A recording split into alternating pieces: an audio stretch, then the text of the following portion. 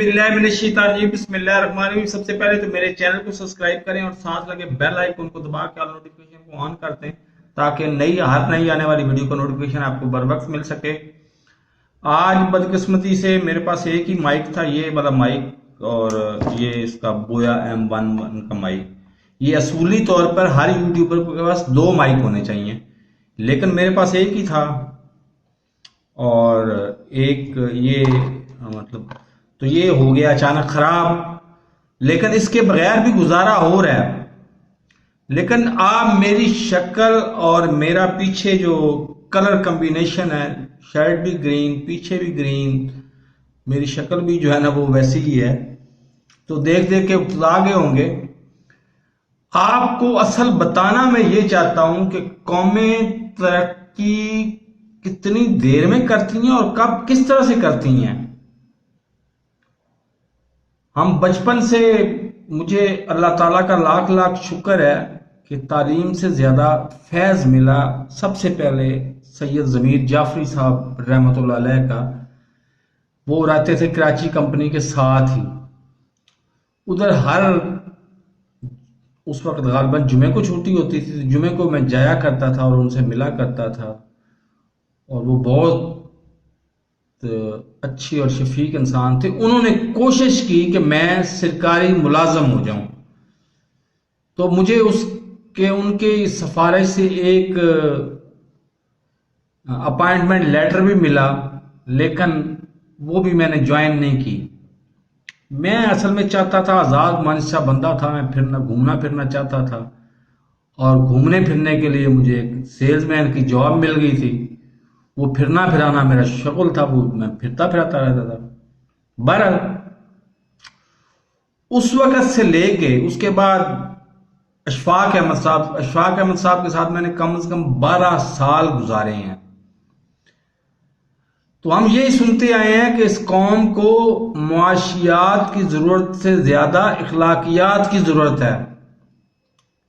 हमारे अंदर इखलाकियात की कमी है। मुआशियात, इखलाकियात ठीक हो गई तो मुआशियात ऑटोमेटिकली ठीक हो जाएगी।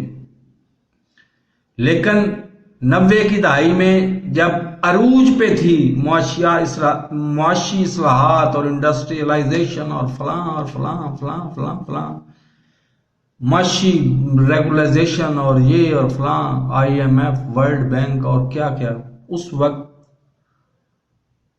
अशफाक अहमद साहब ने एक फिक्रा बोला था कि हमारी, दो तीन फिक्रे बोले थे, हमारी तालीम मुकम्मल हो चुकी है, हमारा अमल का अब टाइम है, अब हमें अमल करना चाहिए। और ये जो मुआशियात के पीछे भाग रहे हैं लोग, ये अगर इसी तरह से भागते रहे तो मैंने बाकायदा तस्वीर के साथ पूरा टाइटल छापा था जंग मैगजीन में। जंग उस वक्त फ्राइडे मैगजीन आता होगा, उस मैगजीन में टाइटल छापा था। वो टाइटल बड़े फ्रंट पेज पे छपा था कि वो रोटी है, रोटी को ना, वो एक रोटी पकड़ी हुई है और 50 बच्चे उसके इर्द गिर्द उसको छीनने की कोशिश कर रहे हैं। नतीजतन वो किसी के हाथ में एक छोटा सा टुकड़ा भी नहीं आता।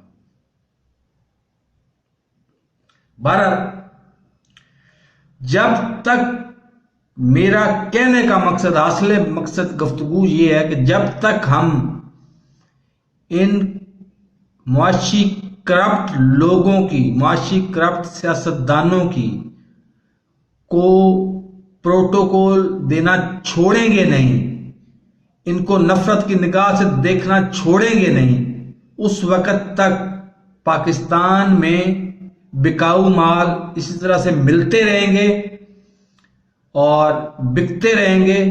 आज 2022 है, मेरे जैसा बंदा किसी की आंख दिखाने के काबिल ना रहे।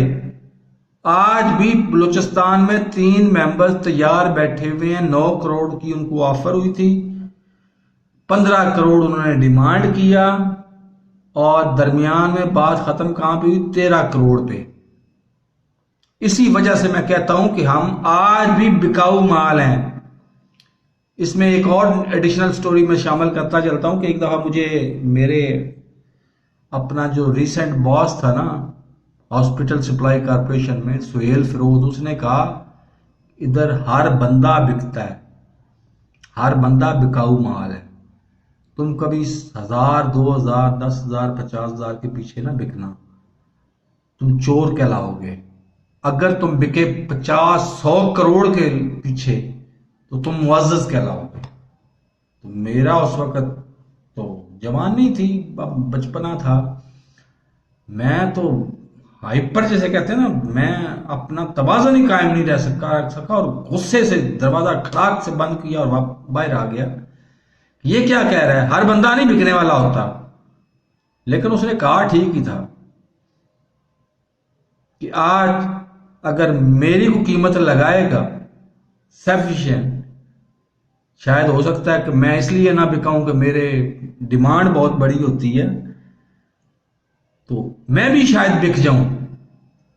लेकिन उसने, सुहेल फिरोज ने तो सिर्फ इस चक्कर में कहा था ना कि उस वक्त 50,000, लाख, 2 लाख से ज्यादा पैसे मेरे पास आते नहीं थे और ये पैसे मैं मतलब इनके लिए मैं बिकने को तैयार नहीं था और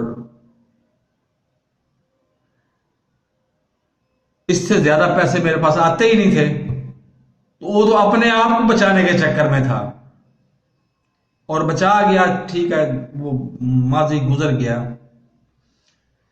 लेकिन मेरा कहने का मकसद है कि करप्ट लोगों को, जो बदनुमान है, मुआशी बदनुमान है, मुआशी करप्शन करते हैं, इनको नफरत की निगाह से देखें। जब ये मोहल्ले से बाहर निकलें और आपसे अस्सलाम वालेकुम कहें तो आप कहें कि आप वालेकुम अस्सलाम, लेकिन आपसे तो वालेकुम अस्सलाम कहने को भी दिल नहीं करता। आप तो इतने करप्ट बंदे हो।